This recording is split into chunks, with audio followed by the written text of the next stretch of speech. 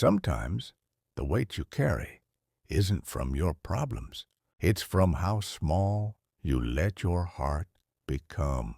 And once you learn this truth, your entire life starts to feel lighter. Once upon a time, in a quiet little town surrounded by open fields, lived a boy named Ethan. Ethan was smart, but he had one big weakness. He worried too much. Every small challenge looked like a mountain to him. If the weather got too hot, he'd complain. How can anyone do anything in this heat? If his teacher gave him homework, he'd sigh. This is impossible. Even when his mom asked him to help around the house, he'd mutter, "Why is everything so hard for me?" Day by day, Ethan's complaints grew louder, and slowly, people started to avoid him. No one enjoys being around someone who only sees problems. One evening, his father, Mr. Daniels, grew tired of hearing his son's constant complaints. He called Ethan and said, "Come with me, son. I want to show you something." They walked until they reached a quiet pond at the edge of town. The water was still and calm. Mr. Daniels handed his son a small handful of salt and said, "Throw it in." Ethan tossed the salt into the pond. "Now taste the water," his father said. Ethan bent down, took a sip, and immediately spat it out. "It's so bitter," he said. His father nodded, then handed him another handful of salt.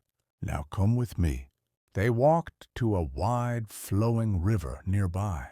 "Throw it in here," said Mr. Daniels. Ethan did as he was told. "Now taste the water again." Ethan cupped his hands, drank, and looked up in surprise. "It's fresh. I can't taste the salt at all." Smiling softly, his father said, "Son, life's problems are like the salt. They're always there, and they never disappear. But how much they affect you depends on the size of your heart.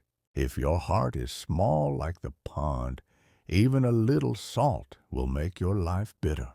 But if you grow your heart like the river, you won't feel the bitterness at all." Those words hit Ethan deep inside. For the first time, he realized maybe the world wasn't cruel. Maybe the problem wasn't life, but the way he looked at it.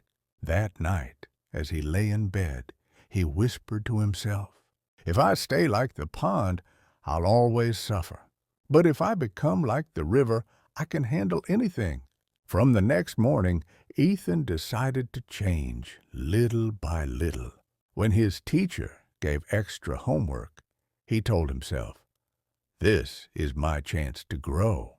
When his mom asked him to help, he smiled, "This will make me stronger." Even when the sun burned down, instead of complaining, he said, "This is just another test. I can face it."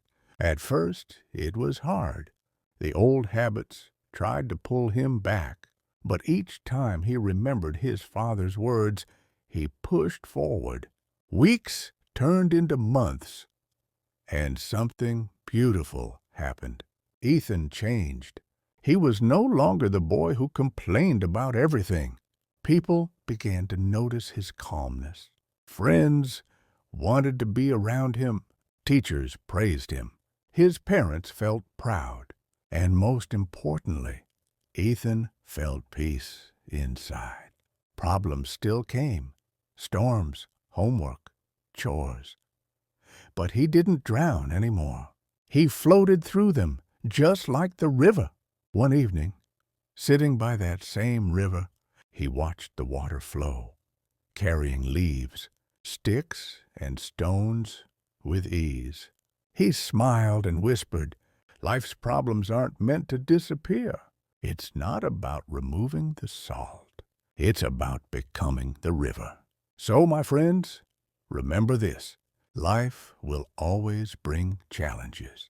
Some days will hurt, some nights will feel endless.